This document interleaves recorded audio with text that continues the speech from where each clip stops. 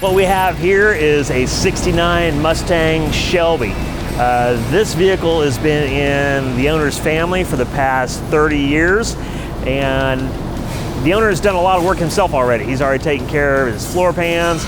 He's got a big block under the hood here, 4-speed manual transmission, and so it's a running driving car, brought it to us. We're doing all of our priming, our blocking, getting it all fitted. We're gonna blow it back apart, finish all that process, and then we'll be getting it painted.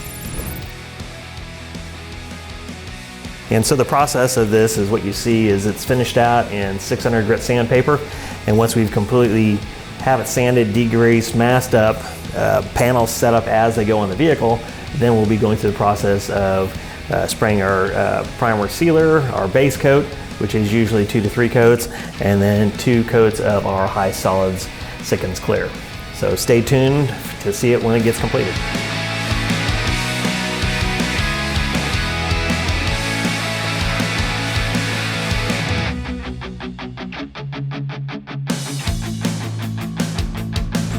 Don't forget to like and subscribe to our channel so you can follow us on our journey with all these unique, amazing vehicles that we're working on. Thanks for watching.